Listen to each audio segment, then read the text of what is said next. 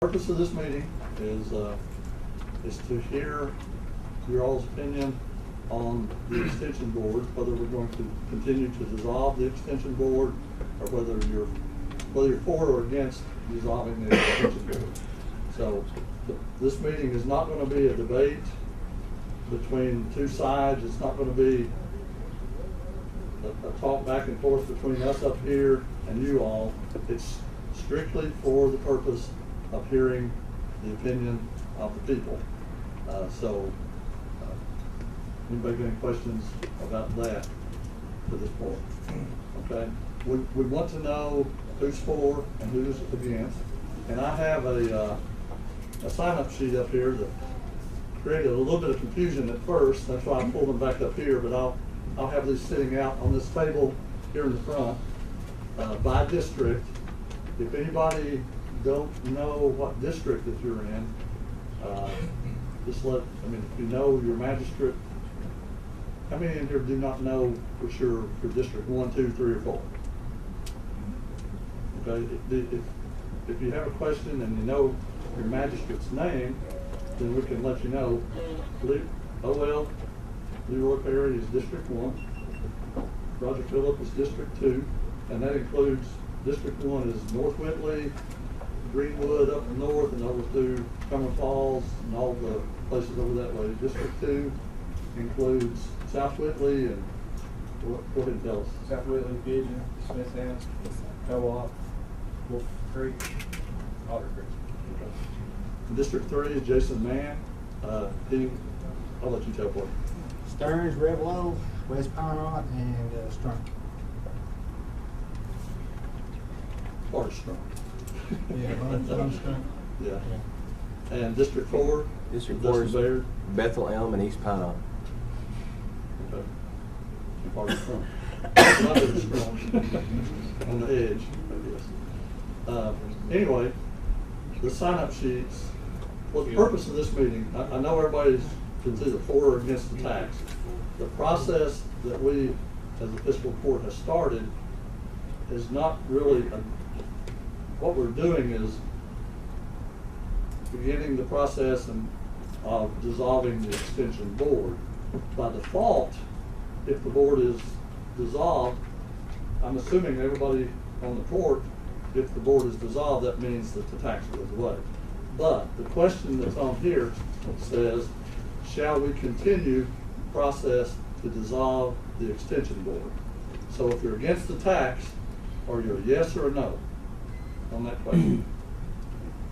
If you're against the tax, you're a yes because you're in favor of continuing the process that has been started to dissolve the extension board. So if you're for the extension board and what they do, then your answer on this question will be no, do not continue the process to dissolve. Okay, this is primarily just for the purpose for each of the magistrates to know who is here.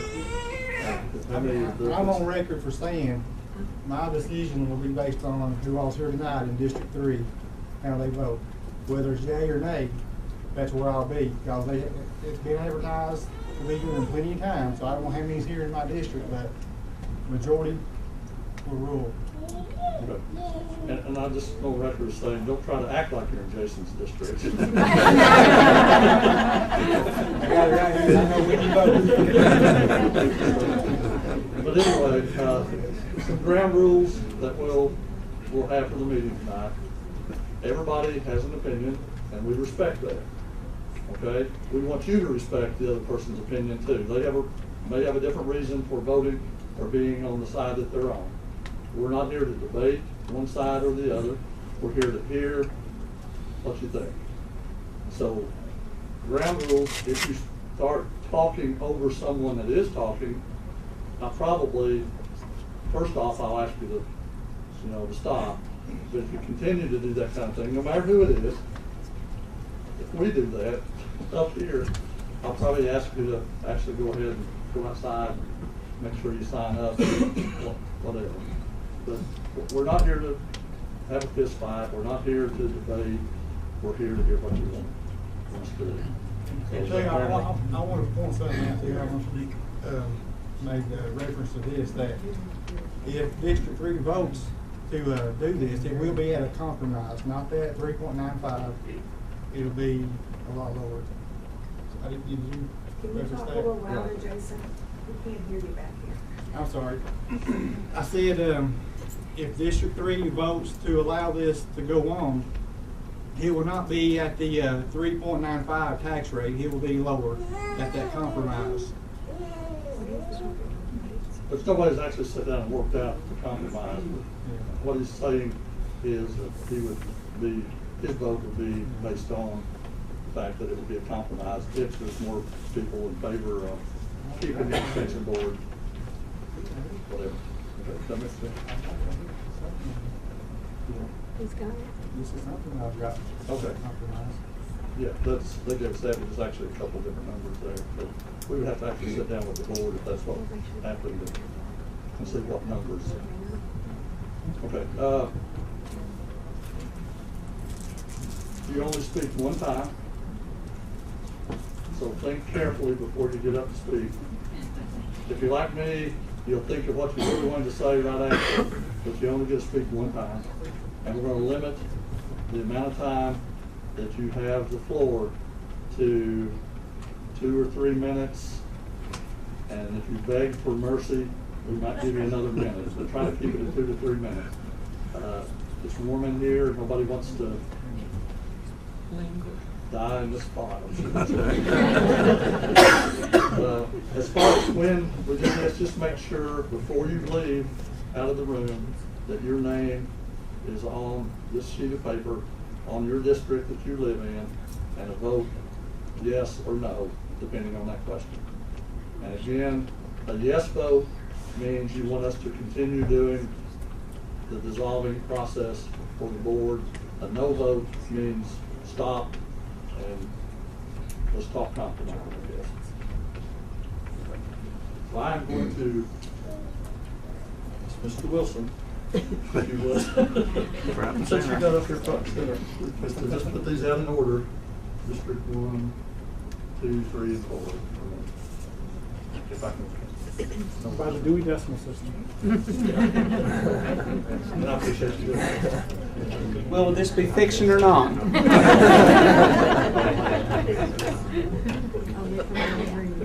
Can I sign it while I'm here? I mean, Sure. All right, here we go. I feel like John Hancock. Let it go on record that Mr. Wilson is holding up the show. You can speak first if you want to speak. Oh, no, I'll play cleanup. Okay. The only thing I ask when you get up to speak, let me know your name, and then keep those the comments as brief as possible. Okay. Floor is open.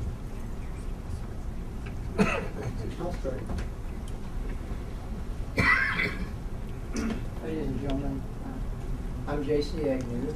My wife Ashley is back there somewhere. I see you. And I assume everybody is here because they're interested in the Fiscal County. We may have difference of opinion about the path forward on how the county progresses, but I hope everyone is here for the good of the county. That being said, I'd like to tell a little story about Fiscal Park. Once the park was taken over by the community college, we had to build a new park. Can't hear We him. had to build a new park after the old park was taken over by the community college. Judge Stevens, Roger Phillips, magistrate, Austin Price, and there's a few others here that I'm probably missing. They're out there somewhere, that worked tirelessly for about 10 years to get this done. We had overcome some very big obstacles that threatened to derail us. Why did we do this? We did it because we felt like it was important for the future of this county, the youth of this county, and we did it, volunteered a lot of time, and we have a board that continues now to serve on the park. I'm here to talk about the importance of the board. As a board, we were able to make a lot of decisions, and we were motivated because we felt like the court had given us a fair amount of latitude to do what we needed to do, keep them informed. And obviously, we have the rules that we have to follow. But when you're without a board, or without a board that has any authority, it takes away the incentive to really work and your butt off and try to do a good job if you've got somebody behind you micromanaging every decision that you make. And so for that reason, I'm against the dissolving of the board. If the board is not doing their job, then the court should replace the board with people who will do their job and will do it properly. But a board is very important. Our agriculture system, which is, the base of it is within our state universities. We're doing research on how to farm more efficiently, how to raise fruit more efficiently, how to enjoy our natural beauty, which we have abundance of. The extension centers get their knowledge and feed that knowledge into the county. The youth, the farmers, the beekeepers, the woodmen, all the people that depend or use our resources for some form of income, some form of recreation to basically have a better life. The extension center and the system we have here has a lot to do with getting kids out, know something about our environment, appreciate it, summer camps. One of the things that we're really facing right now, we keep having a growing expense. We're spending more than $1 million every year to take care of people who are breaking the law. We have to, as a community, show that we have the courage to spend money, make an investment where it will help our youth, our people who depend on our environment, do better. The children make better decisions. The children appreciate the environment and the importance and the natural beauty that we have here. All of those things make a difference. Rather, a child, if they don't have anything to do in the summer, a lot of times they find trouble. We have to have things for children, meaningful things. The park, the ag center activities, all of those things are extremely important. If you were an outsider looking to locate in a community, would you look at a community that was not willing to support basic services for children and for agricultural people and all that? Would you want to move into a community that would do that? Or would you rather move into a community that's willing, even though it's painful? My wife has spent a lot of days, a lot of hours, outreach work. As an employer, I see the struggles that people go through in this county. We've got a lot of people, we've got a lot of needs. We've made progress, but we've got to keep making progress. If your car starts leaking oil, do you start putting less oil in it? No. We find a way to stop the leaking and put some more oil in it and keep it going. So let's not put less oil in our car, abolishing the board and doing away with the extension center. That is a step in the wrong direction. And I appreciate your listening to me and your thoughts. Thank you.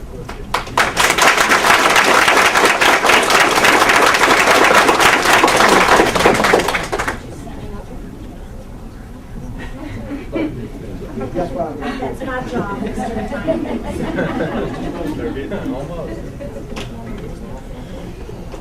He's one of yours. He's one of yours. Yes. Oh, yeah. I know where he lives. Okay, next. I'm Tracy Lumley. My husband Troy Lumley is around here, and this is my daughter Renee Lumley. We moved here 14 years ago to McCreary County with prison, and we were promised a lot when we moved here. And I thought, wow, this will be great. Look at this beautiful area we're moving into. Lovely, beautiful. And two of the first places I ever went in the county, one was to the library, where I go everywhere I move. And the second place I went was to the extension office, and I was greeted warmly and was given a lot of assistance and a lot of help. And it's what it's there for. It's here for all of us. I don't care. It's not just here for the children. It's not just here for adults. It's for all of us. It is a service provided to us. And it's a wonderful service that I think is indispensable. I think dissolving the board, I think would be a horrible mistake. I really do. Everywhere I've lived in Connecticut, I've lived in Michigan, and I live here in Kentucky. Everywhere I live, we've had a very excellent extension office to our universities. And they have provided invaluable services everywhere I live. I've been working over in Williamsburg, Kentucky, part of Whitley County. They have 2 extension offices that are their own buildings, that are fully manned, and offer fantastic services. And I know ours offers fantastic services. I worked with Donna, with the children through the library. I worked with Greg through Pride and other resources. And Amy, unfortunately, you just came in right when I was leaving. But I have had wonderful talks with Amy as well. I think this service is too valuable to lose. And the only way they could thrive right now is if we as a county step up and give what we can to them. We pay a lot of taxes, yes, that's fine. I paid higher taxes over places I live. This is nothing compared to that, especially Michigan. But we need this service, and we need to be here for them. Very few counties don't pay for the extension service. We are one of the very few who don't. And we need to step up the plate. They've been here for us, and we need to be there for them. And we need to be able to keep them going and active for all of us, not just for a few of us.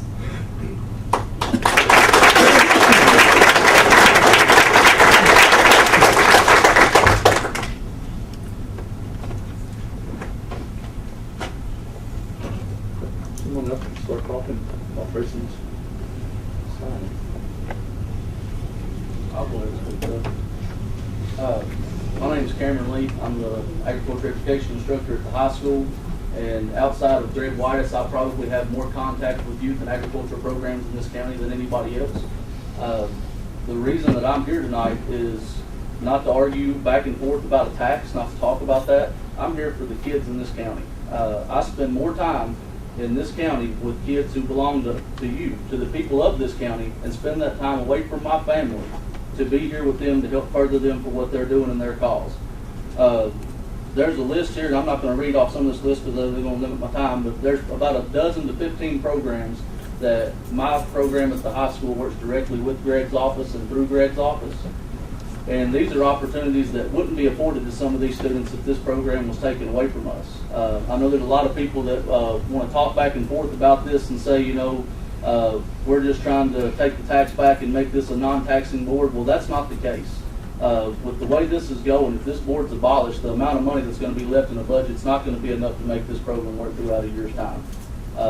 And I mean, that's just plain and simple. I wrote down some numbers. We looked at some other counties. It was mentioned by the previous speaker that most other counties support their extension service.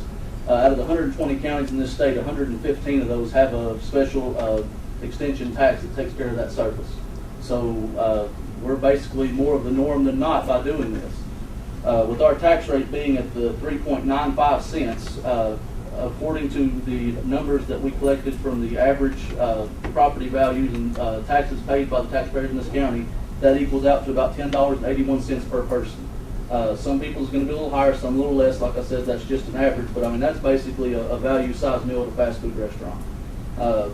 The average for the other 19 counties that we looked at, which were the counties that bordered McCreary, along with the rest to make up that 19, were ones who were similar in size and socioeconomic class as what we have. Their average per person was $29.38. So we're paying 36% of what the majority of every other comparable county is going to be paying at this 3.95. If you look at that even closer, ours is 3.95 across the board for real property, personal property, and motor vehicle. With those other counties that I talked about previously, the real property average for those is 7.61 cents, or their personal is 12.07, and the motor vehicle is 2.74. So that's the only place that we're actually ahead of them on what their amounts of these taxes are. And I do realize that a lot of taxes get paid, and I'll be the first one to tell you. I live in a different county. My extension tax is almost, I think it's 17%, or 17 cents. So, I mean, it's really not that big of a deal in my opinion from what I'm looking at, which that's just an opinion. I do know that every time that I've brought this issue up, Every person who I've contacted, it may just happen to be because it's the circles that I run in, being the agricultural people in this county. Most of the people that I've contacted have been in favor of not dissolving this board and keeping this board. Every time that I've brought that up with anybody else who's talked about it, I know I've talked to a couple of the magistrates about that. Everything that I've heard has been that there has been overwhelming support to them against that. So I'm not real sure how they want to look at those numbers that way. But I mean, I do think that there are other issues that were involved in the most recent election we had here this week, but I think that the numbers stand for themselves on that people want some change and they want some different stuff done with that.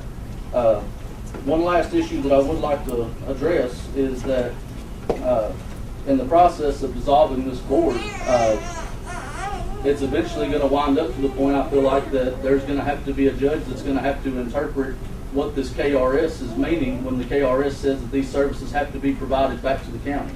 And if that happens and a judge looks at this and decides that this previous funding level that has been mentioned to put back into this program is not what they're thinking about, and they're looking at more of the tax rate that's already been assessed, then you're looking at a situation where this county is going to have somewhere in the neighborhood of $190,000 reoccurring liability every year.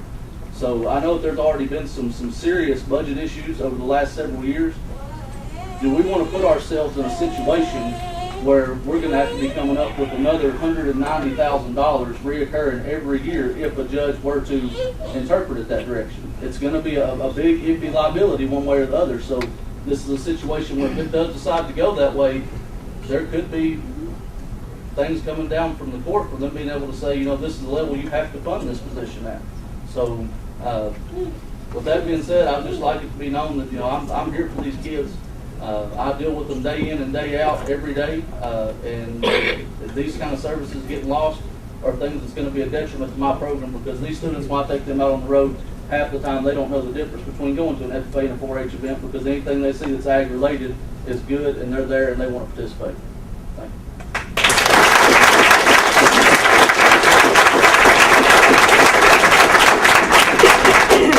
And we need to clarify something, since you're representing the students, and I know some of the students are here. Can't Not hear. all of them may not be voters, but can they still vote? Can they still sign and give you their opinion? Are you going to accept that, or are you just wanting voters to sign the paper? Because at the end of the day, some of these are going to Yeah, be these are going to be our most effective. future here.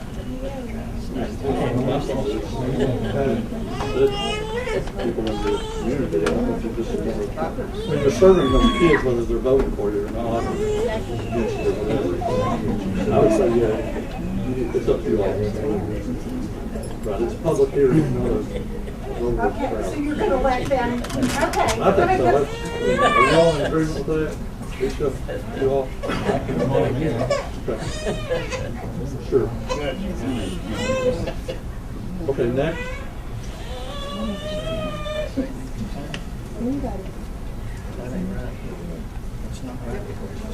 My name is Marion Gilreath. I'm a third-generation cattle farmer. Lived in the county all my life. My mom was a teacher. My wife's a teacher. Taught 34 years. My mom taught 30-something years. We raised 2 children. Both of them were in the FFA and the 4-H. Both of them graduated, one from University of Kentucky, one from University of Louisville. They've both done real well. And I'm not an advocate of taxes, but if it will save the extension service, I'm all for it.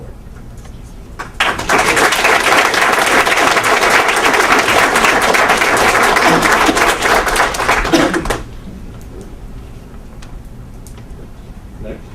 I'd like to say something. My name is Marilyn Duncan, and I have open records request. And a lot of people I've talked to, we're not against the extension board, period. We're against it creating a tax board, and we think it needs to be more transparency.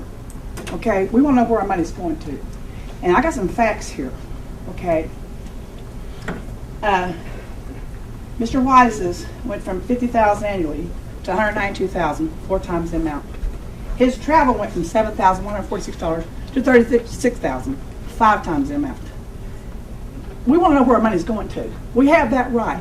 Our taxpayers, we have the right to know where we're going. You can say, kids, what a potato sticker over here about the 4-H club. The Extension Board in UK supply no monies for the 4-H salaries other than grade quotas.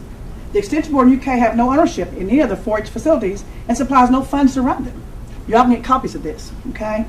The Extension Board has only supplied $1,558.43 in 2 years. Now, we can keep saying kids to save this. We don't mind taxes. We're not against kids.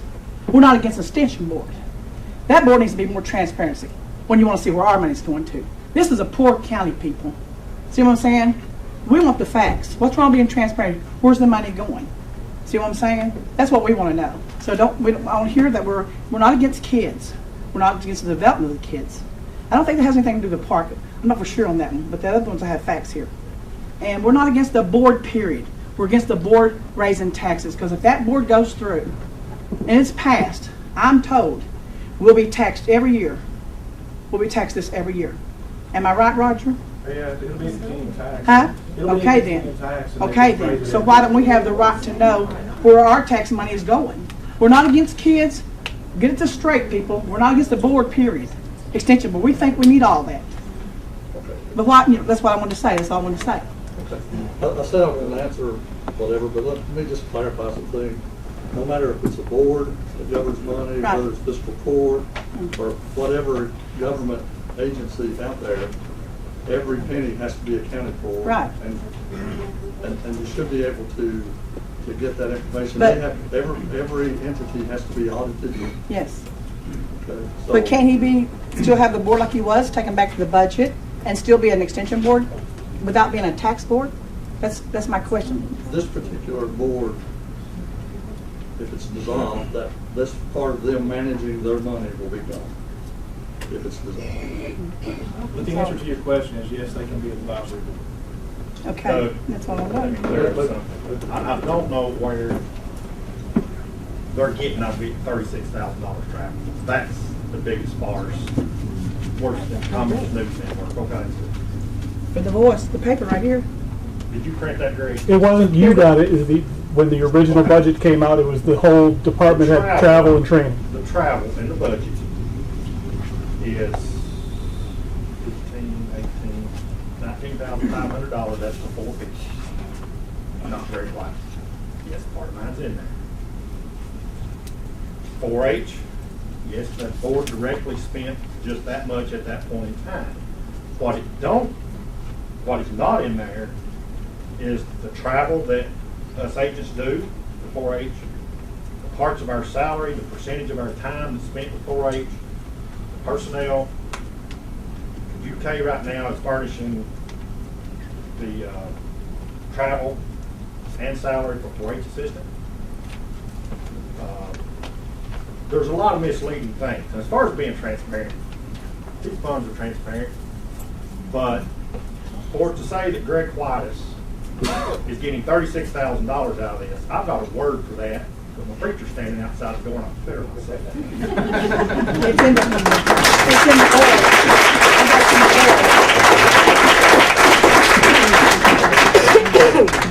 The point I was trying to make earlier was no matter what arm of government, whether it's a board or fiscal court or anything, any special purpose government entity, all that, all of their records are subject to open records. And don't just assume that what you're hearing is always true. Go and find out from them. I'm sure that they would give you all the information that's available to the public.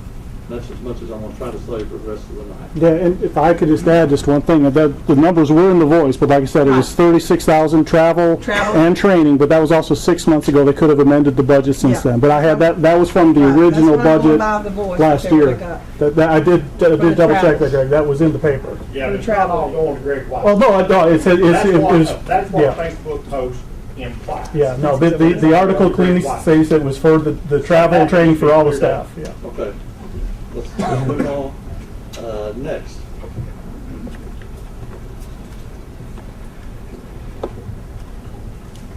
I've probably known Greg Whitus since he first came here. Tell us your name, Bill. Oh, Danny Wright, Danny Wright, and this is my dad here. But we've both profited, I guess, and benefited from some of the classes that Greg's taught. But I've always found him busy and always involved in various things around the county, and I've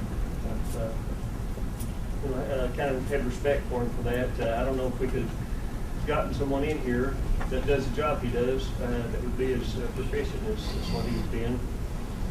But I was for sure, so since this came up, I've been out talking to people, and there's a lot of people throughout the community, both some are working, some are retired and have hobbies, some the elderly, but they all have things that they're interested in that come from the extension service. But I think it's very beneficial to our community. The service makes us more efficient, more productive, and also some of this stuff goes back to I guess keeping our heritage alive. Some of the things that our grandparents have done, like raising gardens, quilting, doing these other various things that they do.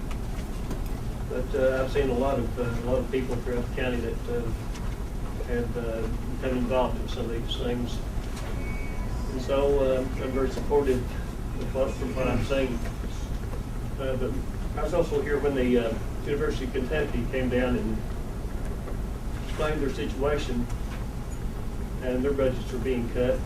They've always been able to take money here or there and help fulfill our need, and now it's run out. There's nothing else, no place to get it. So, if my understanding is right, we're going to lose about $194,000 a year. Plus access to the University of Kentucky. And so I think those are the two key items. That's all I can say. We got one other thing. If you have any childhood problems, you need to shoot some, very much a good father.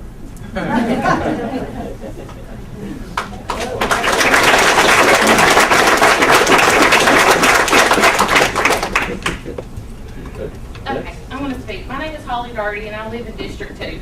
I'm the children's librarian at the McCreary County Public Library, but outside of that, my #1 title is a mom. So now I'm going to speak on a mom, and I'm really going to try to hold it together, because when we met with UK, I did not hold it together very good. With that being said, my kid for the past 4 years has participated in 4-H programs, extension office programs, and through that, her leadership skills have grown tremendously. I have seen my kid take a stand and do many things in this county. And actually, just the other day, we've notified that she's a Rogers Explorer. So she is taking on leadership skills at 14 years old. Now, this extension office, this extension board promotes that and pushes that to every aspect, and I'm grateful for that as a mom. Now, she goes to 4-H camp every single year and has worked hard to lead up to hopefully being a team leader or a camp counselor at this camp to lead and to guide other kids that are under her. As a mom, that speaks volumes. I'm raising a leader. I'm not raising somebody to sit on the couch and not get out and work and make a difference in this county. I work at that library down there because that's the library that I worked at and went and did summer reading programs and all these other different programs that when I was a kid. So when the offer was there for me to come and take it as a job and to give leadership back to this county for the kids, you better doggone believe I jumped on it because I'm going to make a difference for my county. I'm raising my kid and my kids. I have a 9-year-old. This is the first year she's eligible for 4-H camp, project week, and all that. When you have to look a 9-year-old in the face and say that none of that may happen and she may not get her chance like her bigger sister got, well, take that. That's hard. That's hard as a mom, have to break your kid's heart. So like him, I sat through there when UK was there, and I asked them, if this board goes away, if this tax goes away, if the extension office as a whole goes away, what happens for my kid? Well, their advice to me was, guess what? We really don't know. We really can't tell you. So my next question to them was, if my kid don't get to go to 4-H camp or something like that, because our extension board and everything got abolished and got done away with, then what does that hold for her? Can I ask another county to take her on? Can I apply with Whitley County or Wayne County or Pulaski County who supports their extension office? Can she go with them and continue those leadership skills? Well, their advice to me was no, probably not. Because if our county don't care enough to keep our extension office, then therefore they're going to turn my kid away because it looks like we don't care. Well, as a mom, you better doggone believe I do care, and I'm going to stand here and be proud of my 14-year-old who's a Rogers Explorer and trying to make a difference in this county. Now, outside of that, yes, I'm a children's librarian, and Kay's sitting right here next to me, and she may be really upset with me right now. But outside of that, I partner with Amy, and I partner with Donna, and I partner with Greg to bring programs to that library. We operate off of a very fixed budget, a tight budget. So, now, I look to them to help me get programs here for the kids. Okay, these kids are out of school. They're looking for things to do. Summer reading is around the corner, literally like a week, 2 weeks away. I have a program scheduled every single day to keep those kids coming in that library down there. And guess what? Some of them are with this extension office right here. If this goes away and this gets done away with, guess what? Some of my programs there go away as well because I don't have that partnership with the community and with the county anymore. So, like I said, my first and foremost, you better doggone believe that I stand with this extension office for a mama. But outside of that, I stand as a children's librarian who needs these partnerships and this community partnership to make this community grow. Because that's what we're here for. We're never going to grow and we're never going to be better if we don't make a stand. So yes, I was at the polls voting the other day. And I'm there to make a difference. I have a right to vote and I'm going to vote. So you better not believe I'm walking up there right now and putting mine on District 2 for Roger.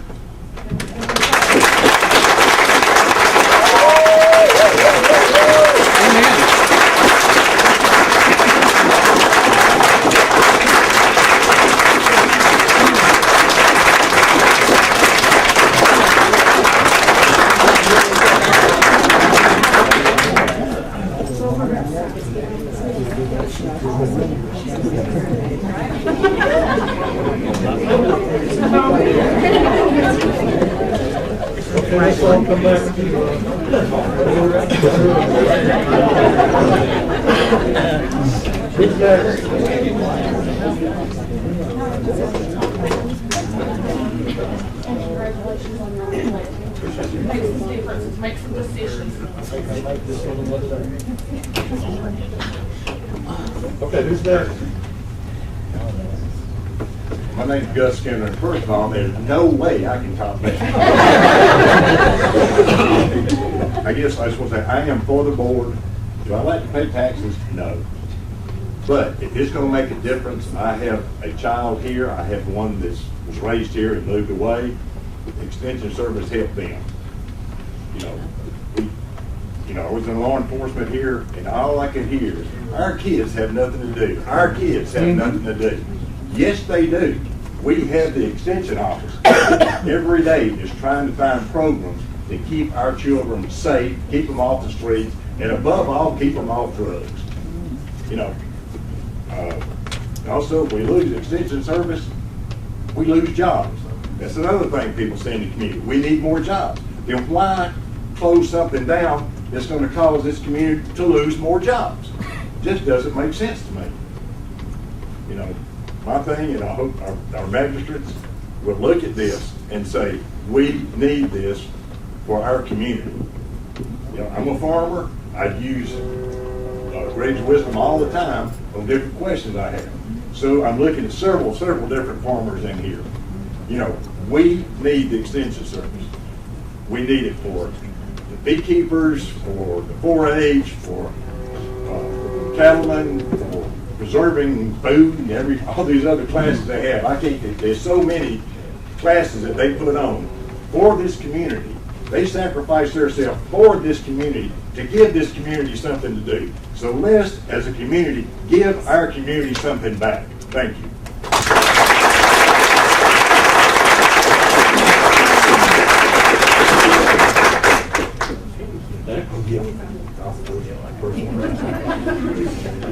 And I've already signed. I was one of the first ones.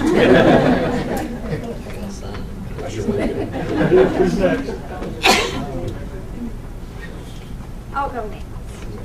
Well, I took two of my things that I was going to say already, so that's okay. Because I had three things I was going to say. One was as a parent. I'm a parent in this community. My son is sitting right there. I can't hardly talk about him without crying because he's so awesome. And a big part of that is due to the Extension Office and 4-H and FFA. He and his friends and these other guys that are sitting here, my students, our kids, because I'm a teacher at the high school, and I'm sorry I can say my name, Candy Starrett, if you don't know. And as a parent, to watch your child and other people's children be so successful, in large part to Greg and a lot of the things that he does to the 4-H, it's so humbling. I teach English. These kids over here, these boys, a lot of them don't love English, but they worked their fannies off for this girl, right? They worked their butts off for me so they can get into UK, so they can go through the 4-H and get those programs, to go there, get the ACT scores, to better themselves, because that's what they love, that's their passion. Why shouldn't that be our passion? I think that, I mean, as a teacher, that is, and as a parent, that is my main concern for my kids and other people's kids, to do what they love. And to see them work so hard, and to see the phenomenal ACT scores that they gave me, because they said, I want this, or I want to be whatever it is. And it's almost every single one of them is in agriculture. To see these kids, to go on their field trips. We've got the opportunity to go on a field trip with them, where they were they were doing chainsaw competitions, where they were doing all different kinds. When your son can stay there and tell you all 120 trees, all the different trees that are here, and he's passionate about it. He took me out in the woods and said, Mom, here's this, here's this, here's this. And that may not seem important to a lot of people, but he can name all of those things, and he gets the opportunity to showcase that and show that. So as a teacher, and that's one of the reasons I wanted to stand up, as a teacher, when I see people like Amy who come in with my community service club that I have, and invite kids over for all kinds of programs. My kids, Mr. Wilson's daughter, went with us for a program and we made bonnets for the American Cancer Society. Without the Extension Office, we couldn't have done that. We can't have those programs. My passion in life is to teach kids to go out and do what they love. But whatever that is, and get that, whatever it is. And as a parent, that is what is important to me, to see that. Not only that, I'm a community member. Like Doug said, we're a part of this community. There is not one person, my little one sitting here, Johnny, he's sitting here, he has been positively affected by the Extension Office because they come in his school. My husband, they come in his classroom. Like I said, Jonah, Zachary, he can't be here tonight because he did a job that the 4-H, one of the things that they do is come in and work with like our blood donation, stuff like that. He works in a healthcare job. He can't be here tonight because he's doing that, and that's something that he's passionate about. I think they touch so many lives. My dad, my soon-to-be stepmom, they farm, or they have cattle, they have bees. Greg has seen them many, many times.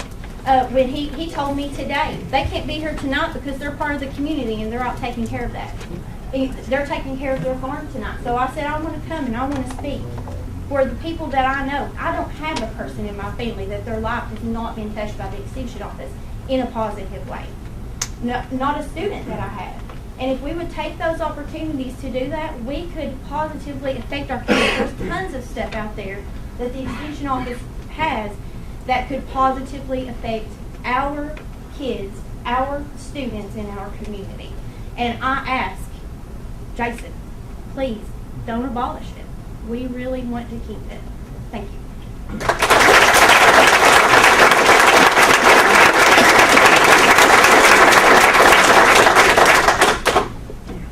Go next. Chad Starrett. I'm a 9th grade earth science teacher at the high school here. First of all, I'm kind of embarrassed that we're even here discussing this. I really am. Is profound, as big a difference as the Extension Service makes in this community, as many people as it touches, this conversation shouldn't even be happening. I'm thankful to the Extension Service that if we're going to be taxed, it's a minor tax. It's nowhere near the amount of tax that 115 other counties are paying in our state. So I'm thankful to them for that. our school system, if you know anything about schools, not McCreary County, schools in the state of Kentucky, you know that one of the constants in schools in the state of Kentucky is every year we're getting less and less money for our kids. Less and less money for our kids. Now, folks, listen. Let's put the rubber on the road here. There is no more valuable asset that we have in any community, whether it's McCreary County or Cincinnati, Ohio, than the kids that are in our communities. As adults, not a school teacher, as adults, we have a responsibility to serve our kids, to raise them up right, to teach them values, and something that I've not really been able to do, that I've tried to do. I wasn't raised here. I've been here for 26 years, and I call myself a McCreary Countian now. Love this place. This is my home. But I'm not a farmer. I'm not a beekeeper.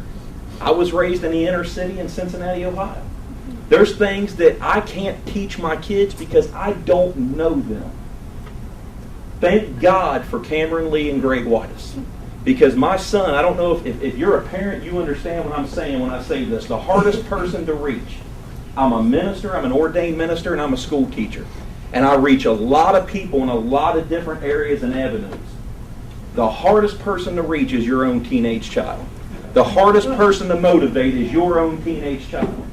And a year ago, and I don't mean to embarrass you, Joan, I love you, son. A year ago, my son, he loves to fish, he loves to do those things, but he was like a lot of other kids, would sit on that Xbox, hard to get him off that thing, hard to get to do anything. Now, he doesn't even think about it very much. Now he's thinking of his future. Now he's involved in FFA. He's been elected, I think, as treasurer of the FFA. He's involved in 4-H. He does all these things, and I am so incredibly proud of him. And those leadership roles that he's taken now in his community would not be possible. They're not there because Dad went out and did something. They're there because Greg Whitus and Cameron Lee took the initiative to do those things. So I'll say this. Again, I'm not a farmer or beekeeper, and like anybody else, I'm not a fan of taxes. But I love the kids in this community. And my love for the children in this community far outweighs my hatred of taxes. So give me the tax. Let's keep the extension service.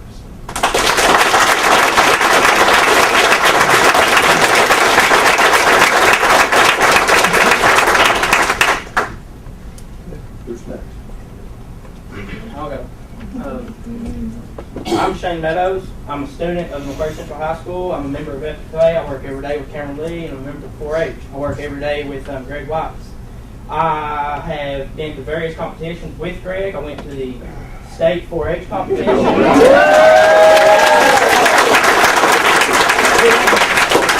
We won that. These boys right here, and you, I believe, they went to the competition a couple weeks ago. I assistant coach. I also volunteered. They went there. They got second place. I'm better. These people, without the extension office, without Greg Whitus, they wouldn't have went to that competition. I wouldn't have went to that competition. I wouldn't have been wearing this jacket. I almost didn't come here today because I knew I'd get heated about it, and I knew he'd probably end up going to jail. But that didn't happen, so good thing. I'm here. I love Greg Whitus. I love Cameron Lee. I love the extension office. It's helped me. I've been to West Virginia. I've been to Indianapolis. I've been everywhere doing programs with him and him. I've been to the environmental camp when I was in 7th grade. And it hurts to see that this could possibly be leaving when my brother's coming up in high school, and I want him to have the same exact opportunities that I had when I was coming into high school. And it really hurts me, and it hurts to see that he couldn't have been in that competition. He may not be able to go next year. She may not be able to go. He came with me, and he can't do any more stuff. But above all of that, I have my future set because me, him, and another person with us, TJ Privet, he's not here today. We all went to UK, and now we're going to be attending UK. Through Greg Whitus, through the extension office, I'm going to be going to UK. I'm going to be better in my life. I'm going to be having a future, and I'm going to have a way to help the community and my kids when I raise them. And my brother needs to have the same opportunities I have, and every other kid that any member of this community has needs to be able to have the same opportunities that I had and that people before me have had to keep the success and the community growing in the county. Thank you.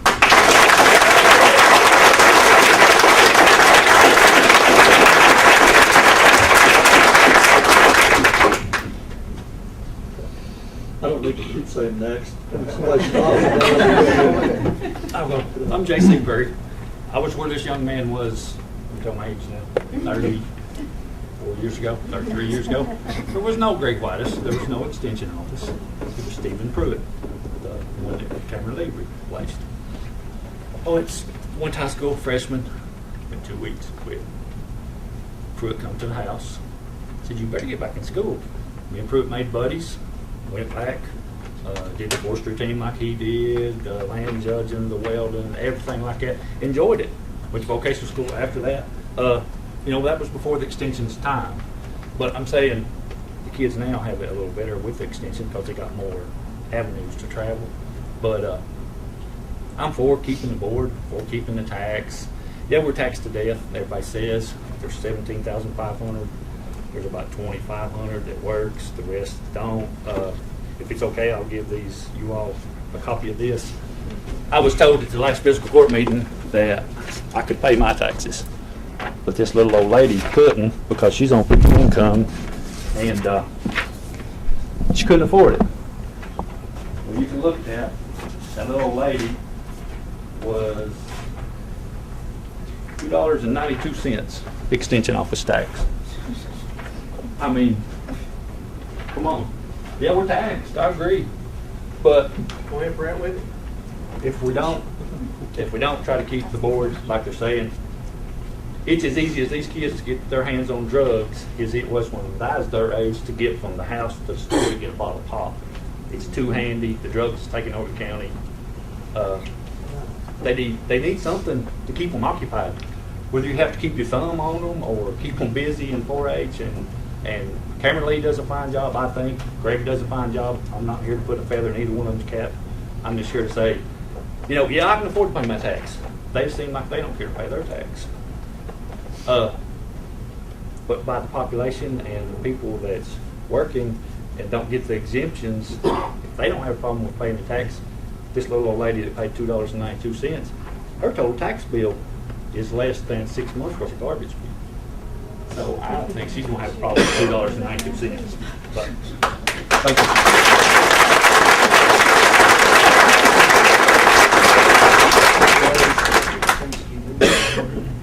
My name's Tony Trammell. I don't know how many generations my farmer goes back. They were probably trading on mules when they stepped off the bus, probably.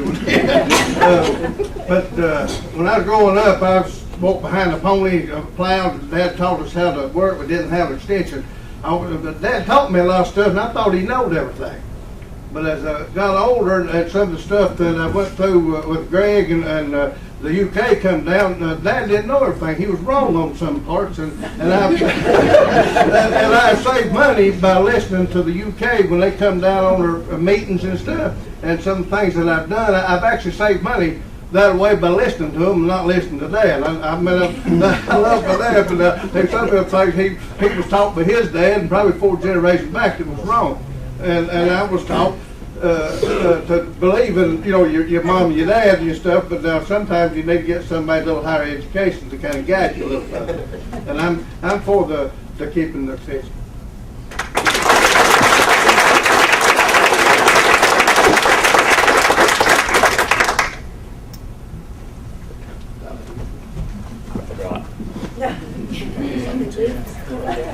Forgot to.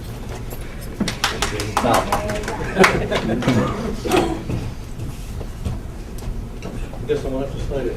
I'll speak while they sign. My name is Jill Dolan. I live in District 4. I have emailed Dustin before about my concerns with the extension stuff. I do not have children. I am not a farmer. I am not a beekeeper. I am not a crafter or a quilter or any of those things. However, many people are. Just because I personally don't use those services doesn't mean that I'm opposed to those services.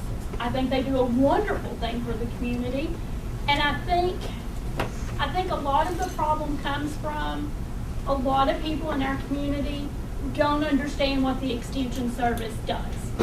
And some people think I've never used their service, when in fact they have. They just didn't know that's what they were using.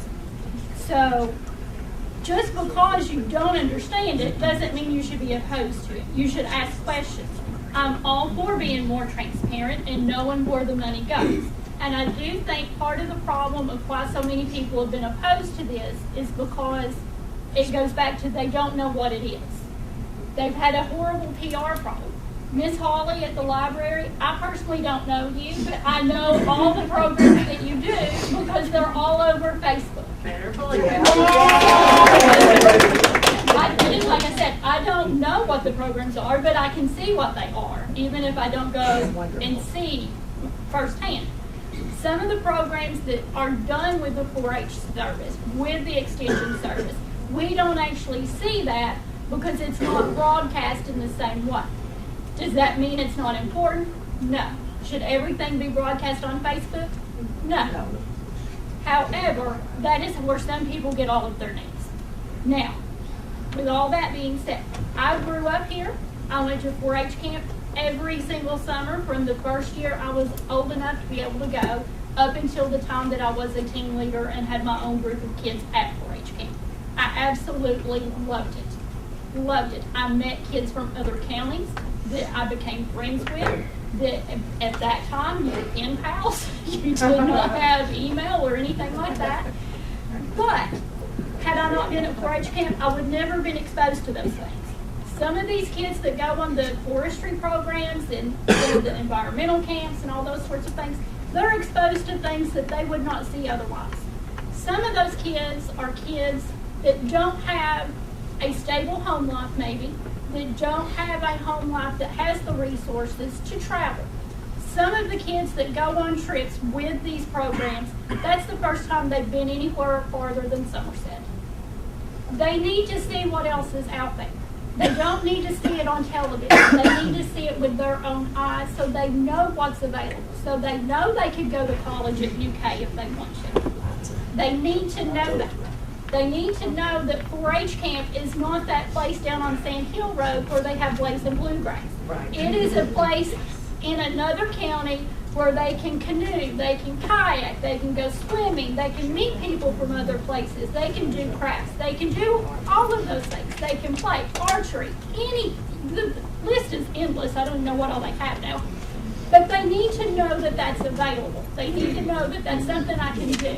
And like Mr. Agnew says, we have kids that have to have something to do.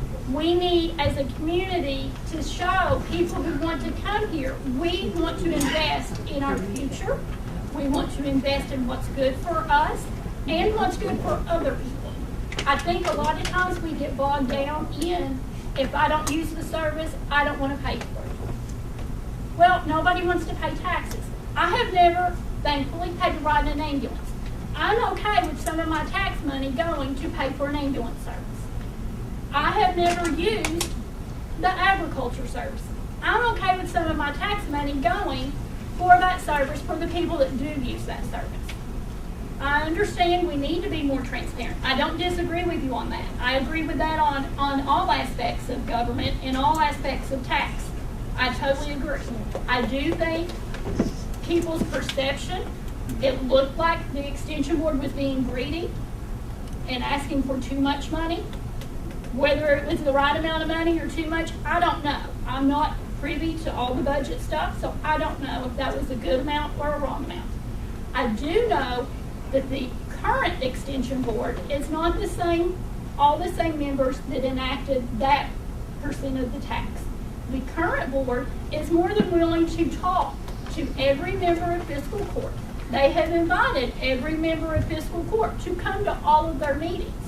No one from Fiscal Court shows up at their meetings. That's a disservice. If you as Fiscal Court are going to sit up there and pass judgment on what they do or don't do, you should have the courtesy to at least show up and see what they do before you say you're not needed.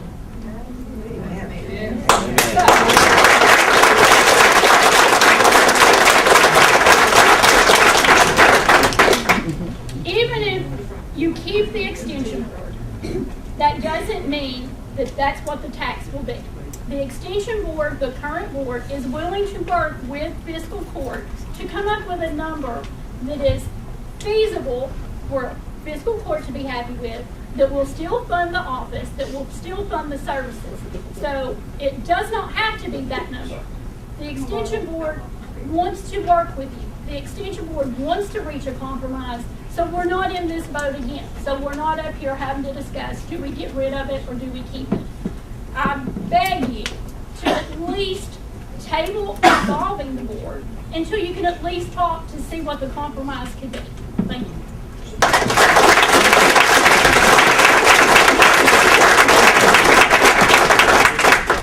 Alright, so I'm going to preface this by saying I've got everything I want to say wrote down because otherwise I'll ramble.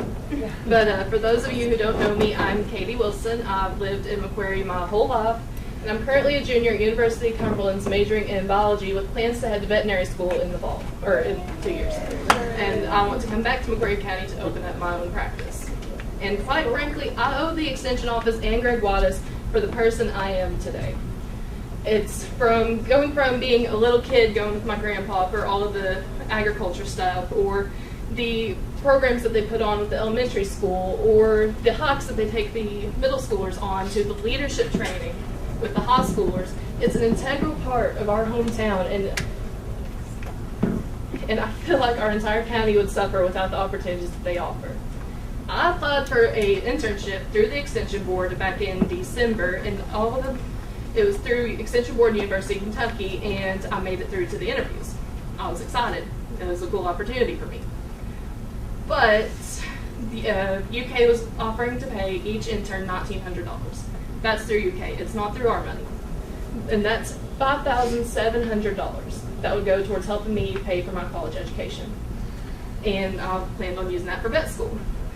But that never came through because UK looked at us and said, you know, we can't place an intern here when the Extension Board hangs in the balance. So it's another opportunity that we've lost out on. And by taking the funding down, we are putting ourselves at a severe disadvantage, especially when compared to other communities. Because, correct me if I'm wrong, but we would have the lowest budget out of the state of Kentucky, right? That's what UK said. Yes. Okay. And I'm sure it would be. All right. Well, I don't see everybody's budget. Yeah. Well, we're supposed to build our community up. Isn't that right, people? Yes. Instead of tearing it down, right? Yeah. All right. So these programs help raise our future generations of leaders, future generations who will hold the fate of the county in their hands. And they will sit in the very seat y'all sitting today. They have the future of McCreary County right there. Right now, I implore you all today, look into your heart and look into your soul and see what's better for our community. I really don't know where it'll go from here. Hopefully, you guys see where I'm hoping the decision will go, and you'll do something better for McCreary County. If not, well, I really feel as if we've lost an integral part of our community. Thanks.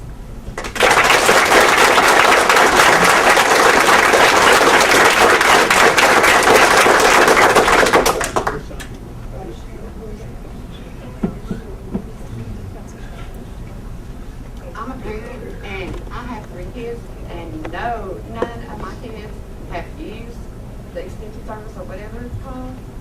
And there is how many kids in high school, and more than half does not even use the extension board. So I do oppose.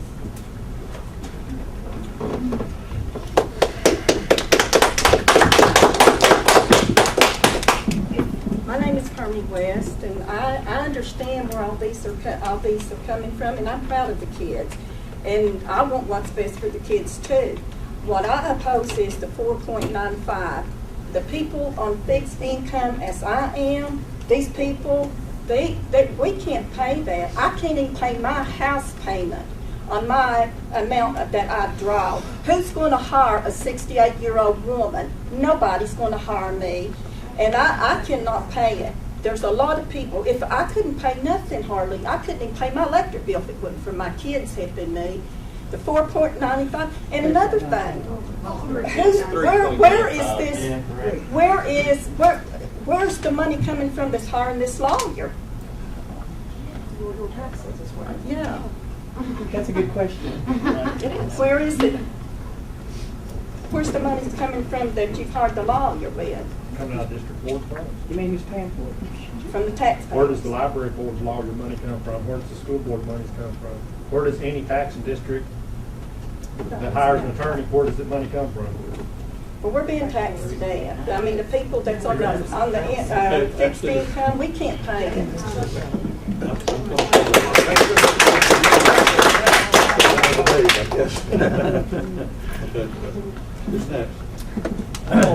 Arguments. There's not hardly anybody in here against the Extension Board. What we're against is them having a free hand just to raise the taxes whenever they want to.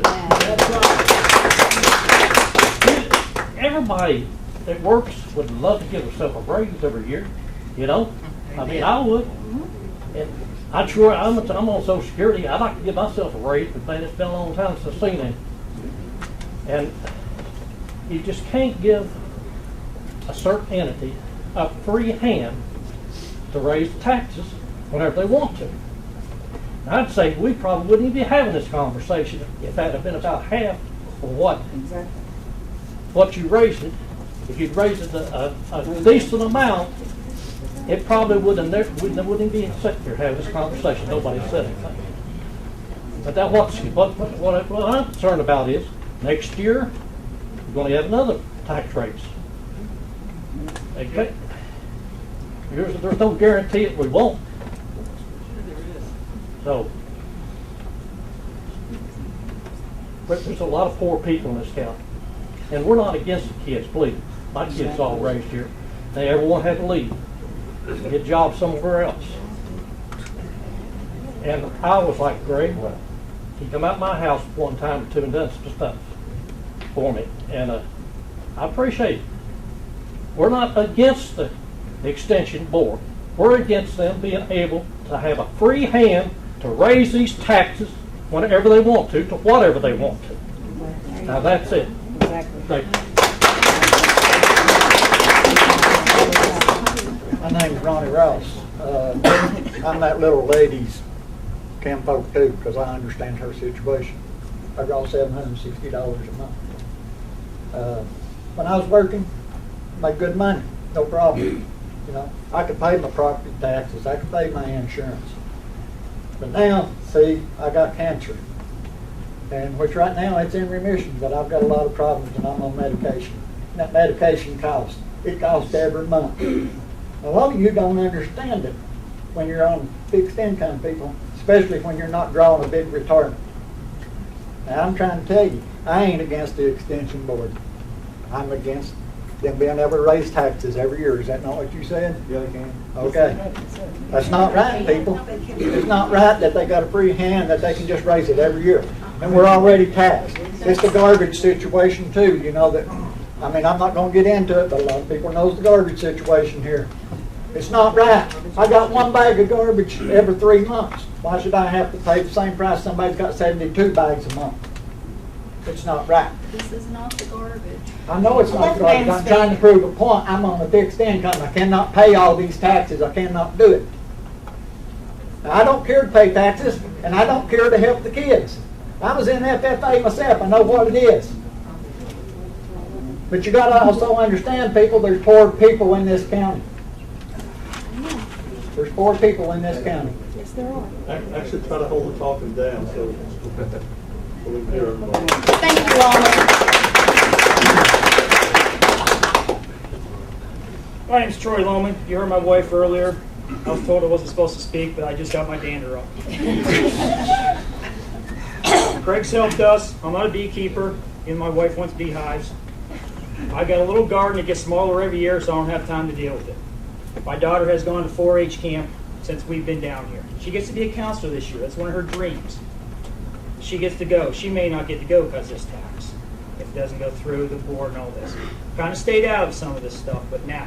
I want to say something to the people against the tax, against the board and the raising. This is, correct me if I'm not wrong, is this a special interest taxing district board? Okay, I am a commissioner of the Pine Knot Fire Department. Okay, and as that, we are a special interest taxing board. We can't just go and raise taxes because we want to go buy a new fire truck. Okay, this board is limited by state law of what it can do and cannot do. It just cannot go and say we want to give Greg a $500,000 raise. I'm sure he's worth it. Okay? But you can't do it by law. Doug, you know me. How many meetings I've been on, I have cited KRSs. Okay? I read, I learn, I educate myself. That's what we need to do, folks, is educate yourself on how well this board can do and what it does do for the county. And what it cannot do. It cannot say, I'm going to charge you $500,000 a year. Open your eyes, get online, read. Go to the library. They got KRSs over there. How much time have I spent over there? My wife's the old children's librarian. I'm sorry, babe. I'll catch heck for that later. But anyhow, that's what I want to say. They cannot just do what they want to do. They're governed by law. Thank you. I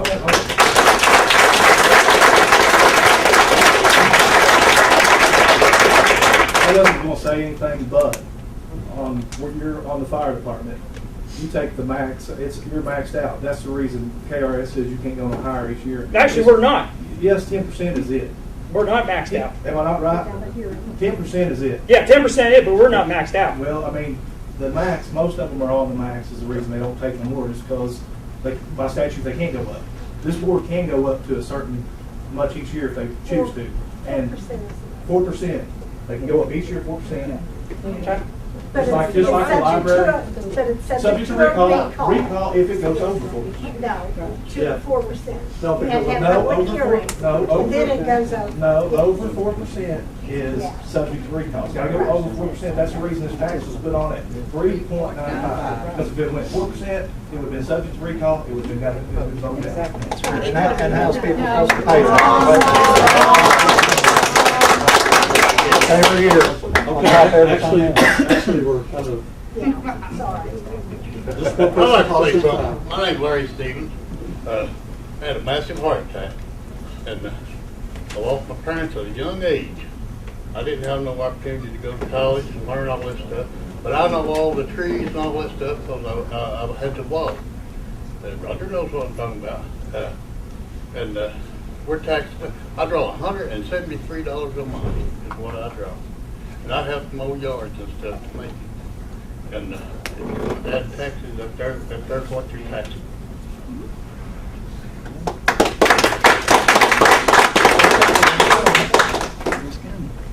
My name's Bill Ashton. I don't want to do away with that. I don't want to hurt no kids, but they made it before without tax. And in my opinion, this is like this year, say for instance, he buying a Cadillac off what he got. Next year, he get the total package, everything, all that when he gets raised.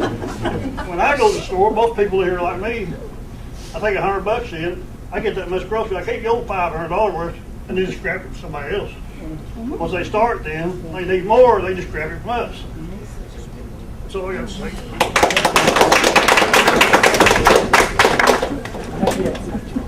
Hi, my name's Vicki King. Most of you in here know me.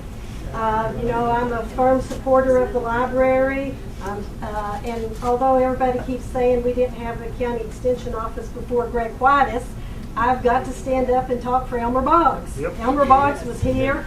He took me out in Girl Scouts, and we did a good job. Now, my problem with this, and I'll say to JC too, I'm proud of JC and Austin and everybody who worked to get the park. But now, part of the park was funded by the occupational tax, and it had a set fund coming from the occupational tax. Fiscal court took that money away from the park. Now they put it in the budget. It no longer gets X percentage of the occupational tax like it did.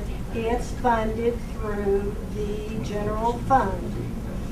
My biggest problem with this tax was when I found out that the fiscal court had removed or notified the extension board that they were not going to be funded anymore through the general fund, and all this stuff was decided in February. It upset me that we taxpayers were not notified and given an opportunity to do what we're doing right here, voice our opinion. Now, I am by no means against 4-H. I am for 4-H. My thing of it is I think our fiscal court should step up and fund the money from the general fund because I know the physical court sets a tax rate every year. And if our physical court, which I have understood all the measures just to say, they are not going to do away with the county extension. What you all should have done, including Greg Whitus and the board that was there when this came up in February or whatever, you should have got out, notified people. I was very upset to hear in October or September that I was going to get this tax increase without having the ability to say something about it. And for the very fact that they took the maximum that they could take without having a hearing. I felt like it was being crammed down my throat. Greg Whitus does a good job. County Extension Office does a good job. But I feel like Greg Whitus and the board tried to shove this down our throat, and that's one of my objections to it. Thank you.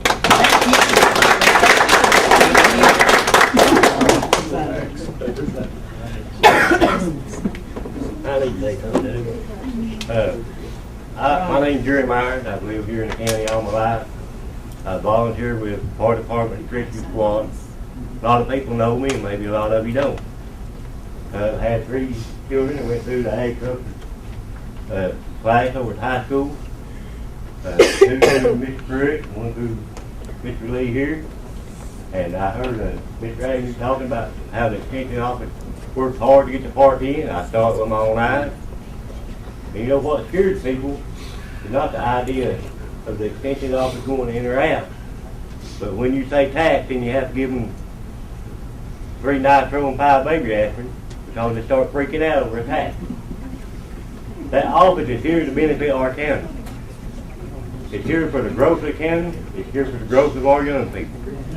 I'll be the first one to say, Mr. Lee said, what was it, about $10 or something? Is what it averaged out to. And I'll tell you, if the growth of your county and the future of your child is not worth at least $11, then I don't know what to say about it.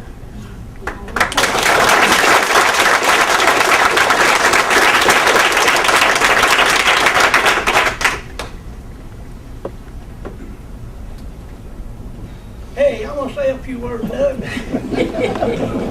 Bill Cook. I'm 74-year-old. I never completed the 8th grade of school. I never went to 4-H. I've got 2 boys. They never went to 4-H. I raised them boys. One of them's working on construction, making $40-some higher. The other working for East Kentucky Fire, making $30-some higher. I still work 5 and 6 days a week. Now, if you want to make my tax $10 a year, like that gentleman stated, and instead of several $100 a year, why, that's fine with me. But my boys didn't go to 4-H. I ain't got nothing against 4-H. But if people want to send their kids to 4-H, let them put the bill for it, not me. I have a hard enough job. I've taken care of my property and everything myself. Of course, I paid over $30,000 in state, federal, and county taxes last year. So that shows you I'm not lazy. I still get out there and work. But I don't like to get out there and work down heck for the extension board that's never helped me one bit in my life. Like that lady said, they've helped you, you didn't know it? No, they ain't helped me. I've asked for help a time or 2, but I didn't get it. I'm sure Gus and Greg knows what that was about. So no, I'm strictly against it.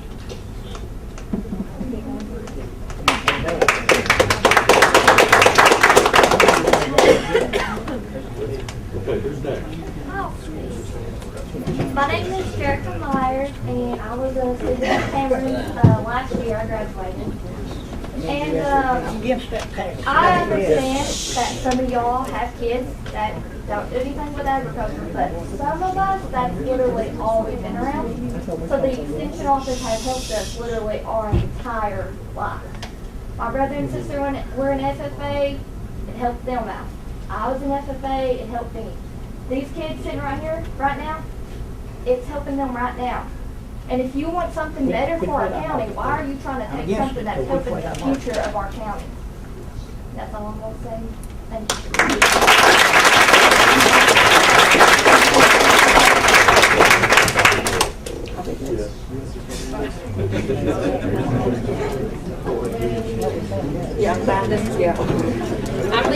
reason, I don't care to address the thing about paying for kids to go to 4-H camp.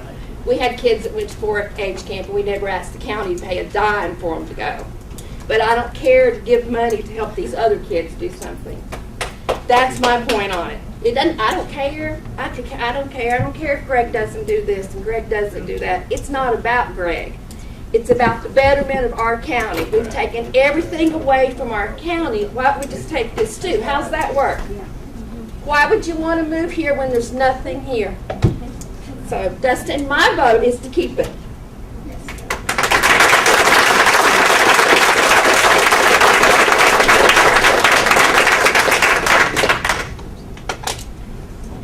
My name is Robin Jones. I'm the president of the FFA alumni team. I get to work very closely with Cameron Lee and all these wonderful kids that are here.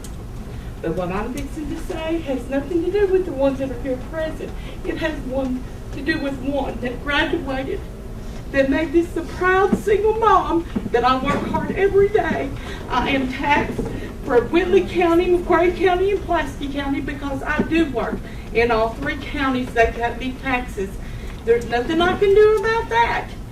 So why not give just a few more dollars to help these kids? I had a child that couldn't read or write his own name until he got in high school and got with those 2 gentlemen over there.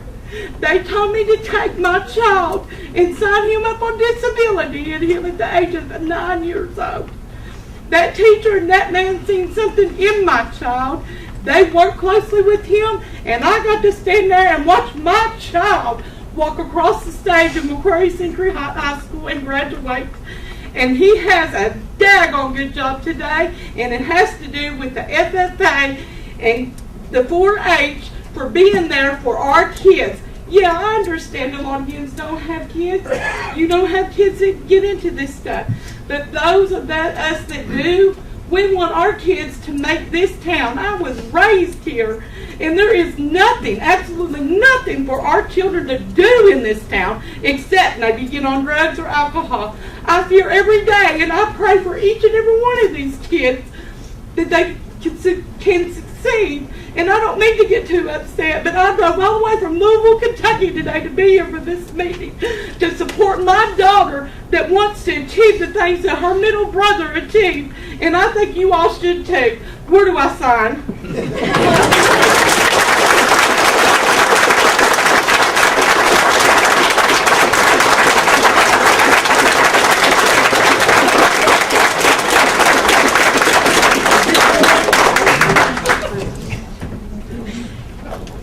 I'll go next. I mean, I'm going to be biased to this because I've not been in this county but a year, but Jason Grove's my name. But it surprises me that people are, you know, I come from the smallest, poorest town in Kentucky, and I pay twice the taxes I do here. And we're sitting here worried that it's going to cost us a little bit more money for our future. That's stupid. We're worried, you know, if we're on a fixed income, worry about what we got now, and then maybe they won't be in the future. They'll have good jobs, they'll have what they want. This is stupid to fight over money. You know, it's for kids. Yeah, That's all it's about. Well, I've got 3 of them, and I know where they're at every night. And my daughter's been in 4-H all her life. You know, she's new here. Come on.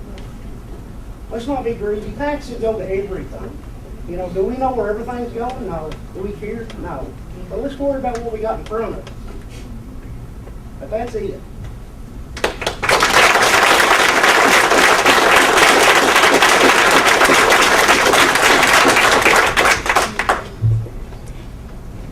Well, I've been sitting here listening to everybody, and I agree with a lot of things, but one thing I would like to say, my understanding is if this doesn't pass. What's your name? My name's Jan Reed. And of course I'm old, so you know it's okay if I forget. But I was born and raised here. I grew up at Co-op, and I've seen our county go through boom times and really bad times.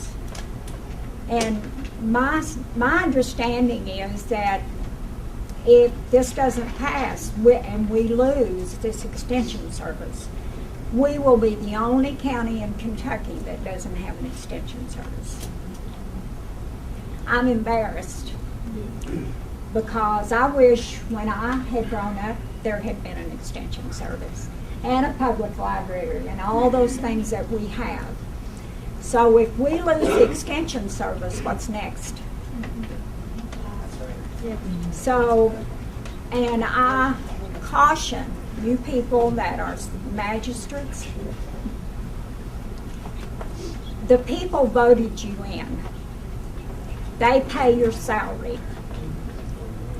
And you are to vote their will, not yours. This is not about you. This is about our community. And we live in a beautiful place.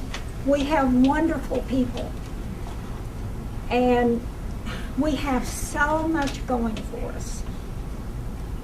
Let's celebrate who we are and take and get anything we can to come in here to help us grow, to help our kids, to help our retirees.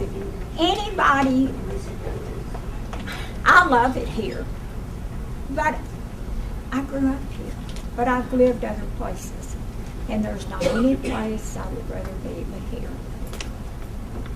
And I have no kids in school, but I taught a lot of kids in school, and I doubt if there's anybody in here that doesn't have a child, grandchild, great-grandchild, niece, nephew, family friend that hasn't been touched by this program.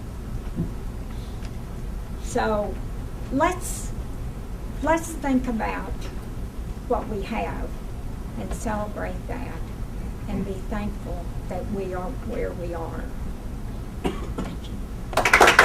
Know me, know my family anyways, but I've been in business here 17 years as a builder. I'm 43-year-old. My little girl, she's learned to sew, cook, and these things during the summer that Greg's office puts out there. I'm a cattle farmer. I mean, I use the extension board for the programs that they bring in and teach us, you know, I'm ignorant to the cattle farming, but I find a benefit in that office, and I mean, we done lost the jail. Why lose the extension office too from,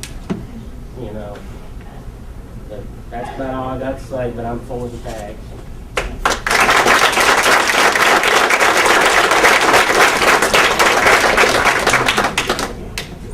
How you doing, leaders? My name is Mike Raftery.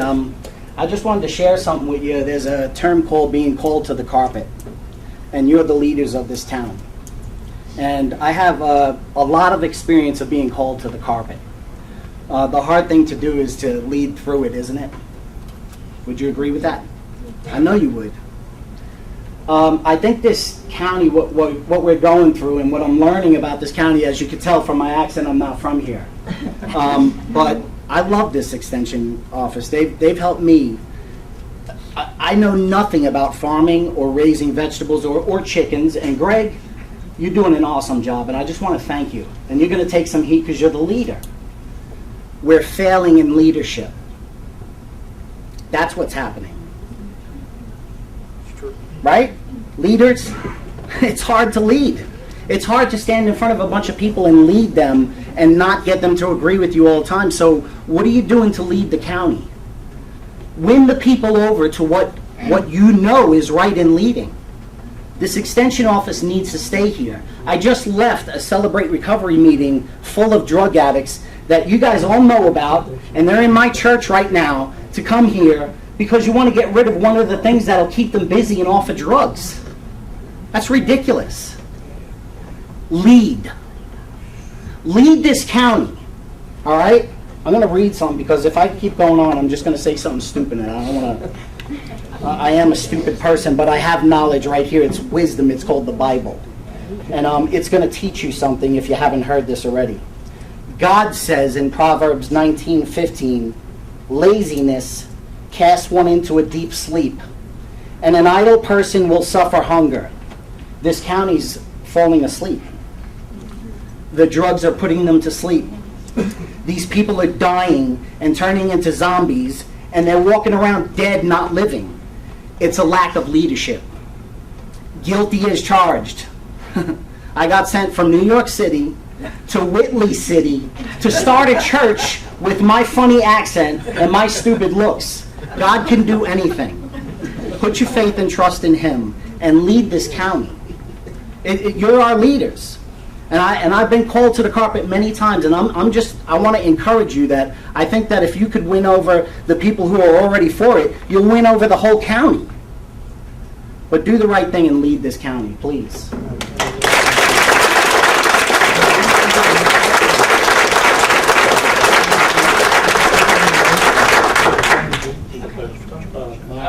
There's several people coming late. We're going to have we got a sign-up sheet, or a sheet where you put your name based on which district you live in. The way the question is phrased, if you're for stopping the process of abolishing the board, you vote what? No. I'm for it. Is that what you're saying, sign right now? I want to keep the extension office. I'll vote no. Where do I do that? District 2? District 2. See, I'm learning how to vote. District 3. See, I need your leadership. I need you guys to lead me. Everybody quiet down, just look at My name is Gracie Darden, and this has always been there. I really don't know what I would have done without these comments being there.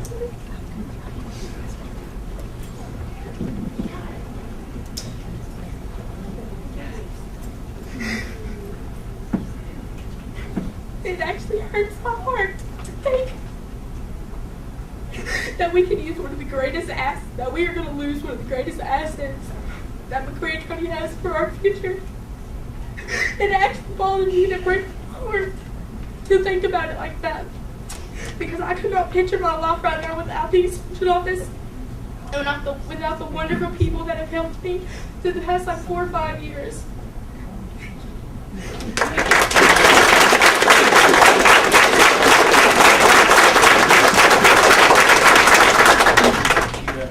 I come from, my mother was a teacher, most of my family's been teachers, so I know what the extension office and 4-H and everything has done for the students, and we've heard all these great testimonies from teachers, from people, from parents, from students.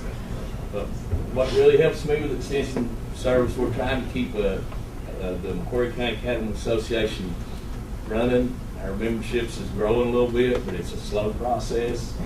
But Greg still, almost every month, brings a great speaker in, works with us on how to do our pastures better, how to make our cattle produce better, how to operate on a better finance, even offers budgeting, all the great services that helps us with, and he don't have to do all that. We can be on our own. And I just appreciate it, and I understand taxes. I don't like them, and I know people want a fixed income. It's hard. But if it's a couple of dollars a year for a fixed income and $10 or $20 for me, I have no problem with that. I mean, it's worth it for the future, I think. Thank you.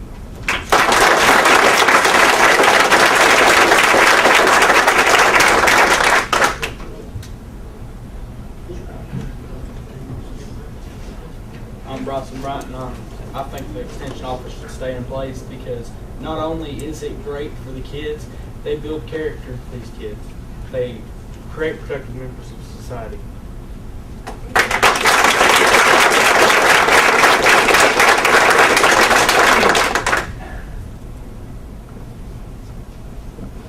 My name is Laura Dixon, and I graduated from high school 3 years ago. I started out as a young parent, I have a 10-month-old daughter, which most of you guys have seen. I grew up being a part of FFA and 4-H, and I don't care to pay more. You know, we live off $200 a week. That is what my husband makes after tax cuts, but we make it through. I don't care to pay the tax. I don't care to pay any kind of tax if that means that my daughter gets a better future and a better education. You know, I know that most of you guys are saying this is not about the kids, but it really is. They are our future. They're going to be the ones who are here when you guys aren't. So why would you want to take such a crucial program away from these kids? Yeah, which most of you guys say you haven't heard of the extension program or anything, or you guys don't have kids, but I do. And I never took much up into politics growing up. It was something that I always looked over. But now that I have my own little one that I'm going to have to provide for, and that I will provide for no matter what it is, I'm going to.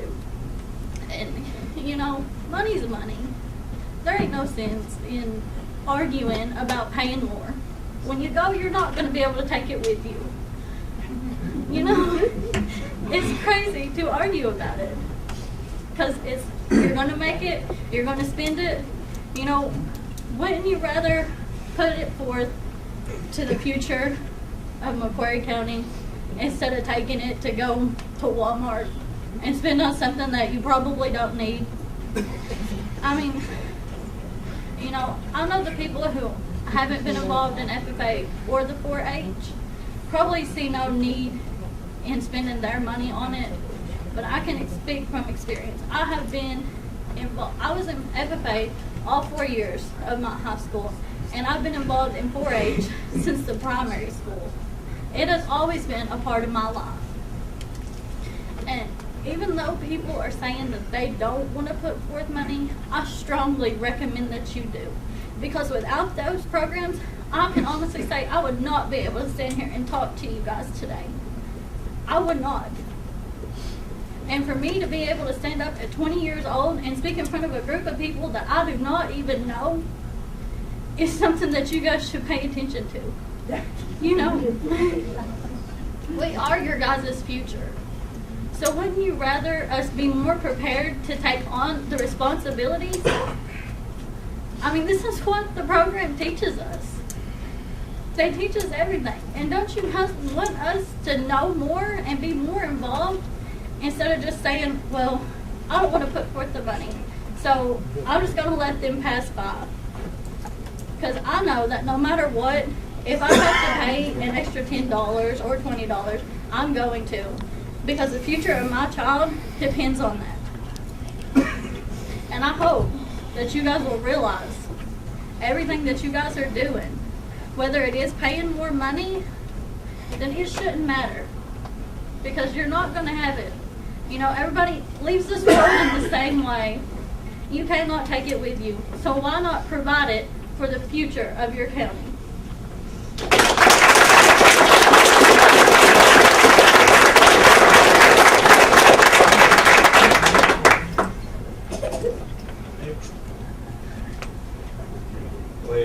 Just remember when you're signing that a vote no is for it, but no is for it.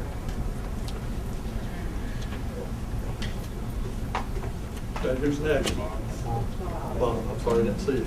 My name's Bob West, and I don't like paying taxes. I wouldn't pay taxes if I didn't need to. But every time I get my tax bill, I look at the school tax and the fire department tax. Don't have any children in school, but I still pay the tax and don't gripe about it. Because it does a benefit for the future of our county and the future of our growth that's coming up. I don't like paying the fire tax, but if my house gets on fire, I sure hope they come. That's the way it goes. And it gripes me to hear people say, I never use it, so I don't want to pay it. That is a gripe of mine. If here and fall down and break a leg, break your back or whatever, and they call the paramedics, you're going to hope they come, but when you start paying the taxes for them, you sure the heck don't want it. That's just the way we are. That's the way we're built, evidently. And I keep hearing we're not doing away with the extension service. We're just doing away with the board. I'm no dumb country boy, but I can see through that. That's all I've got to say.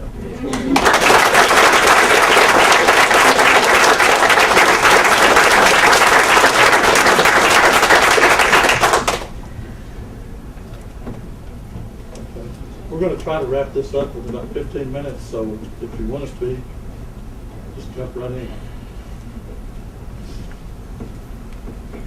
My name is Christina McPeters, and unlike you guys, I don't have any kids. I moved into this area 9 years ago, and total stranger to this area, didn't know a single person in the county except my husband. And the first people that I went to was the extension office. I was from somewhere else. I had no idea how to garden in the state of Kentucky.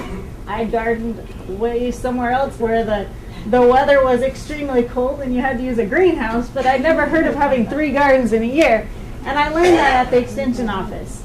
I was also, my second year living here in Kentucky, my house was attacked by what I thought was honeybees or yellow jackets or something. I had no idea what they were. Through my entire house inside. And the extension office was the one I contacted and said, help, what do I do? I sent them a picture. They told me what to do, where to go, and where to get help. I didn't know where else to go, and I wouldn't have had any place to go. But in addition to the extension office helping me with gardening, I also learned about the Homemakers Club. I don't know if very many of you know about the Homemakers Club, but the McCreary County Fundmakers Homemakers Club has been going on for about 8 years. I was the president for a few years of that. And just today, the Homemakers Club actually had 120 people from our 10-county area district here at the Heritage Hall to learn about our county, to visit Cumberland Falls, to buy things at the gift shop, and every single one said they want to come back. That would have never happened without the extension office. Without the extension office, we would have no Homemakers Club. Not only that, the Homemakers Club has taught me classes on how to do canning, how to cook, how to do crafts, how to make baskets, things that I always dreamed about doing but never knew how to do before. And I'm just so thankful for their help with that. Thirdly, leadership. McCreary County, the Extension Office, has partnered to produce a leadership course not just for kids, but for adults. And I was able to go through that, and I was a graduate 2 years ago. I'm so thankful for the difference that made in my life with the leadership training that I received. It's helped me in my business, having a business here in McCreary County, bringing people into the county through Christina's Kitchen. And I'm just so thankful for the services that they offer, not just for kids, but for every adult here as well. It's never cost me a penny, other than that little bit of tax that we've had this first year in 8 years. I'm very thankful for the Extension Office.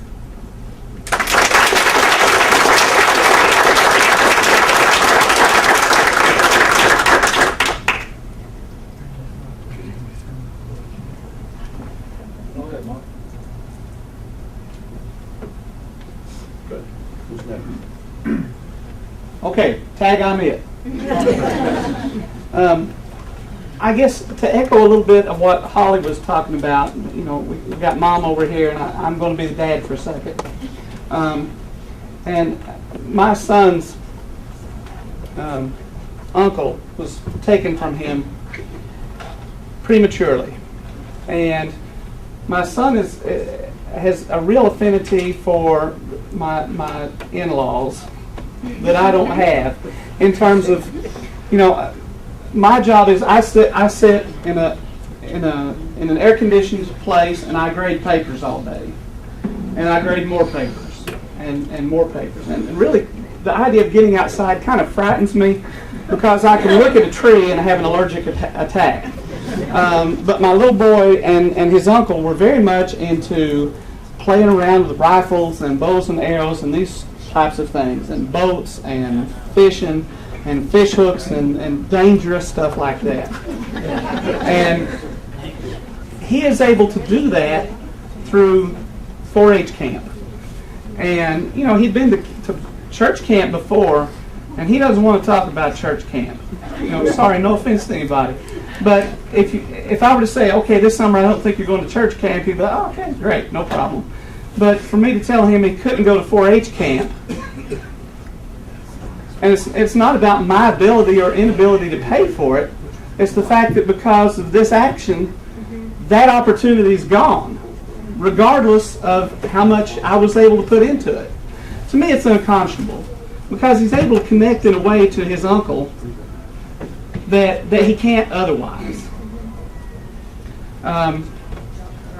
My daughter came home from 4-H Project Week. She said, hey, let's make some coffee cake. And I thought, you're going to make me dessert? Wow, that's awesome. And that's something I can believe in.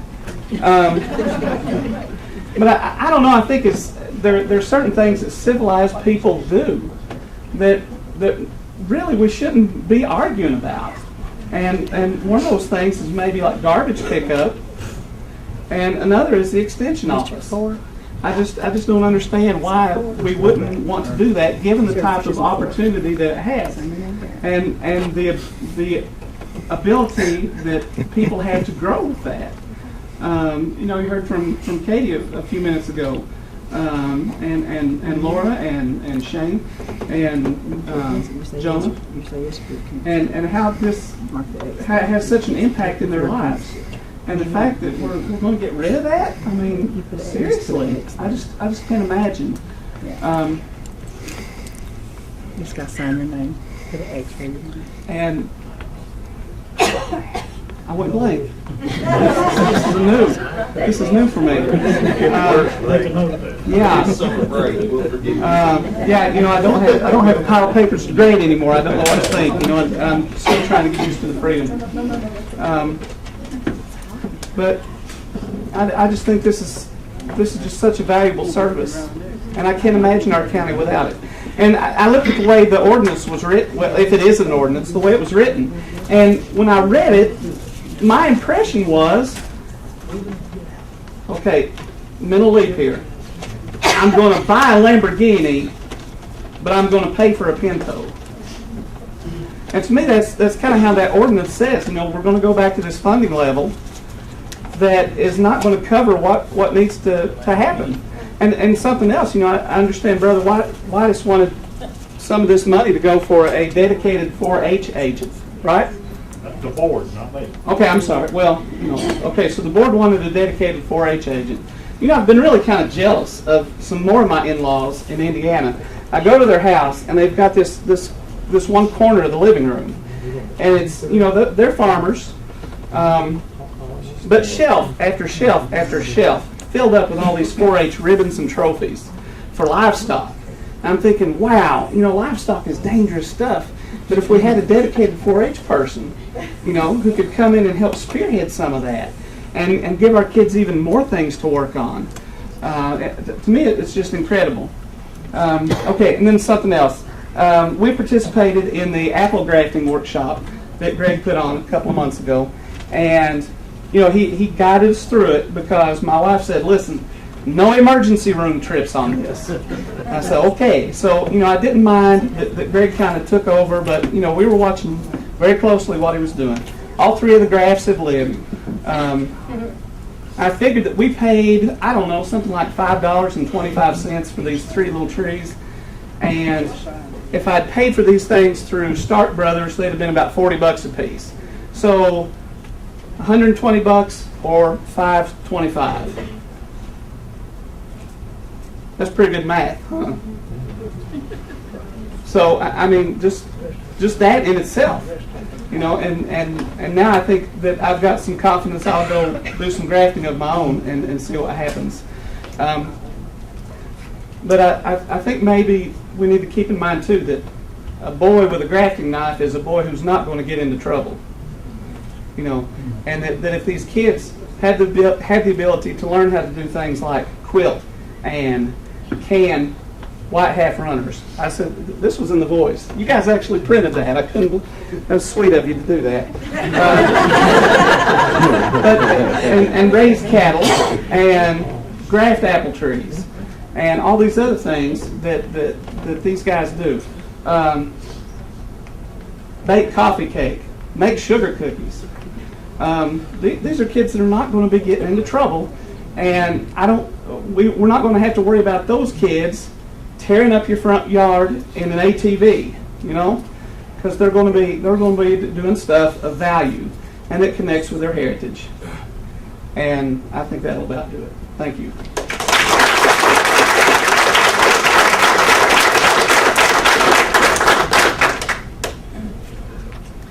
Hello, my name is Essence Gibson. Several of you all know me. I'm a lifelong resident of this county, and nice to see some friends over there that I sadly disagree with. I've used the extension service many times in the past, and I've enjoyed it. I think it's a wonderful service for our county and our people, and yes, our children. Do I think that we need to foot UK's bill? No, I don't. I don't. This is a public hearing, but I can tell you I don't stand up here alone. I don't stand up here alone against it.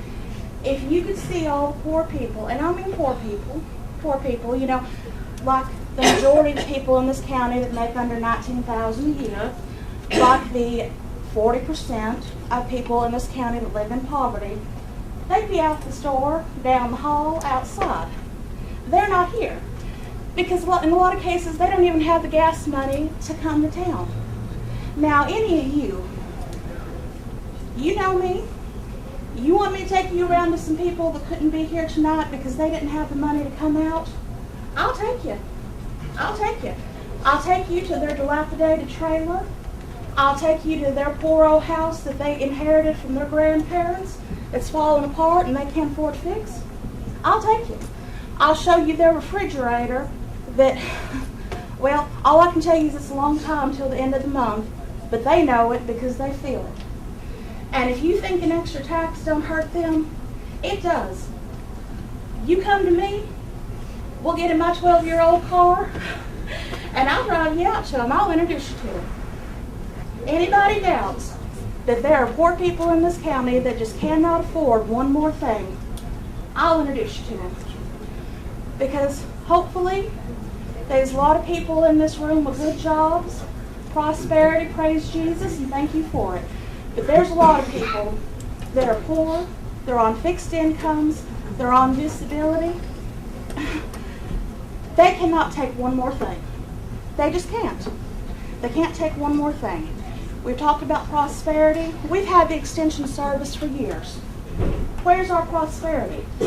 Let's not talk about what we're going to lose in the future when we've not had it in the past. What about all these people that have to go outside the county for their jobs because there's nothing here?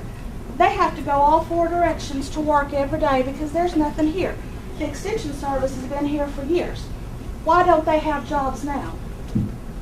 Why don't they have jobs now?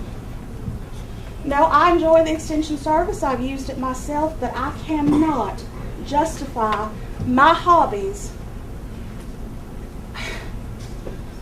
Somebody having to take their last money or struggle and do without to pay for my hobbies. I can't ask them to do it.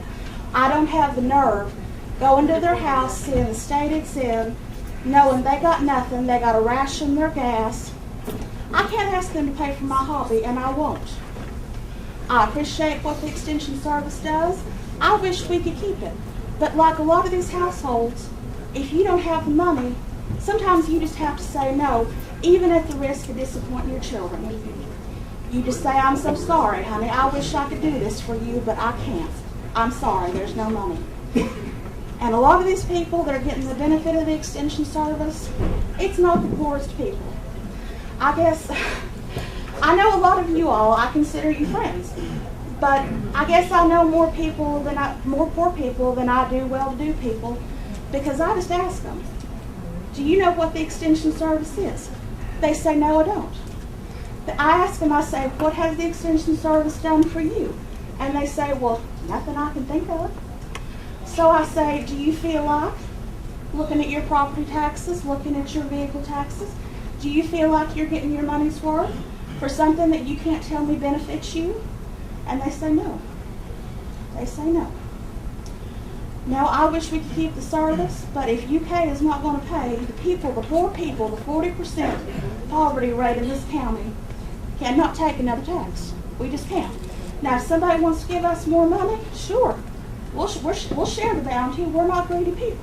But we don't have it. And nobody's giving us a 4% raise a year. I wish they would. But I tell you not to hold your breath and wait on it. And the only other thing I'd like to say, I went and voted on Tuesday. Mr. Phillips, I'm in your district and voted for you because I believe you're going to look out for my best interest. And I've been talking to a lot of people, and the concern I hear is that because there was such a change in the vote, as you know, 3 of our magistrates are not coming back. People have told me that they are scared to death that the magistrates that are leaving are going to vote yes on this tax to hurt the people as some kind of revenge. And I hope you don't. I hope you don't. Because beyond this election, beyond this election, gentlemen, you got your legacies to consider. And I can tell you, we poor people, we may not have money, but we got long memories. And if you ever want to run for public office again, we're going to remember what you do today. And we're going to remember what you do finishing out your term. I'll tell you what I want to do. I want to be the fairest one up here. I told you it's going to be right there on that vote how I want to vote. Well, that's fair to me. Is the rest of us going to do that? I've heard you say that, and I believe that you'll do that. But I would also ask you to consider, I've talked to a lot of people in your district. A lot of people, they simply can't come. They simply cannot be here tonight. Whether it's due to not having money for gas, whether it's illness, whether it's the fact that they're raising their grandchildren, and they just can't come out. I would also hope that you please consider them. Okay. So, thank you all very much.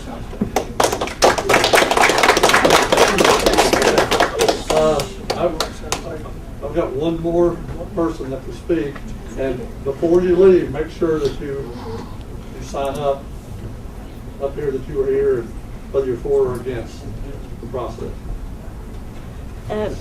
My name is Elizabeth Foster, and I think everything that needs to be said has been said. My husband and me, James, more so than myself, have volunteered countless hours trying to educate, the younger folks. We don't have kids, grandkids, nieces, or nephews in school. Our last daughter graduated in '92. We don't like paying school tax. We pay more school tax than property tax. If we have anything, we're going to have to pay for it. It's not going to be given to us, like food stamps or welfare. So, and I echo someone else that said, I'm ashamed that you all decided to abolish the board. And I hope you do reconsider. Thank you.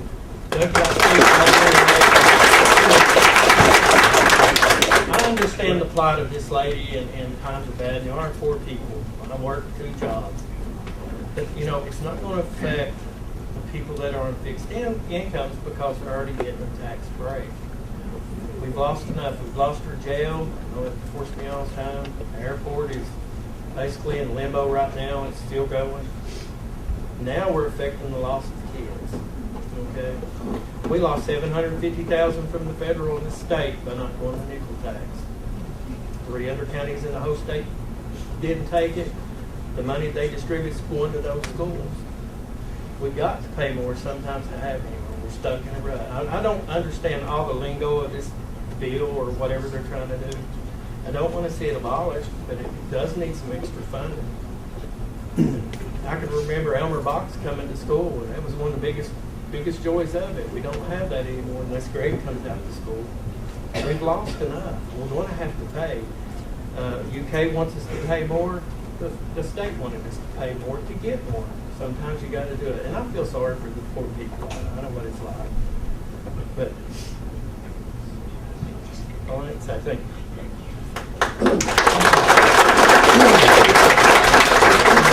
I got one more that's chomping at the bit, so I hate to say no. Sorry, I'm so sorry. My name is Taylor Groves, and I'm a junior at the high school. And I understand that you have hobbies, and you think it's just hobbies. I took one of Greg's classes, loved it, it's helped me. I've done other classes, helped me. But the hobbies just aren't hobbies for everybody else. How do we get so far in our technology, in our school studies? We have people who put other people ahead of themselves, paying the taxes, and we learn. That's what this is for. That's what the program's for people to learn, to go out there, get better, so they can come back and help others. If you don't put money towards things, you're not going to go anywhere. I mean, you have the programs to help you go to college. You have those people who take those classes, who get involved in those classes, who go out and they work in labs, and they come back and they give everybody new technology and new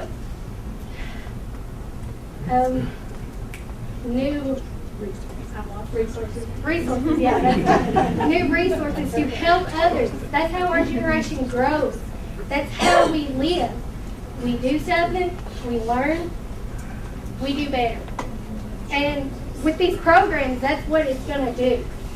I mean, that's what UK's doing. That's why they have the program.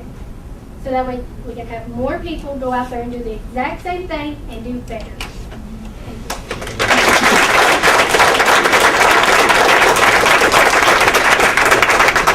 Okay, we'll wrap this thing up. I appreciate everybody's comments. I understand the passion on both sides of the issue, and hopefully you know that everybody's heard. This is going to be broadcast on the cable channel, right? YouTube for sure. YouTube for sure. On MVR, Channel 2, and I'm sure Facebook Live. Okay. Anyway, when you come up and sign, you should only sign one name. Which means everybody that's here should sign, and even though you might represent 2 or 3 somewhere else, they weren't here. So if you have signed more than one and that person is not here, I need you to come up and make that correction. Okay. But before you leave, make sure you sign according to which district that you're in. Again, if you live in the north end, it's Noel Perry is your magistrate, that's District 1. Roger Phillip, your magistrate, that's District 2. Jason Mann is District 3. Dustin Bayer, District 4. Doug, there's a letter laying there from the Dean of Extension. Got it yesterday. Anybody wants to read it? That's you, Judge Stevens, will you tell us what comes after this, please? I don't know the answer to that. The hearing is for the sake of everybody here, everybody thinks about it. You already know what Magistrate Mann just said. There's not any action to be taken tonight. Will we be updated at the next fiscal court meeting?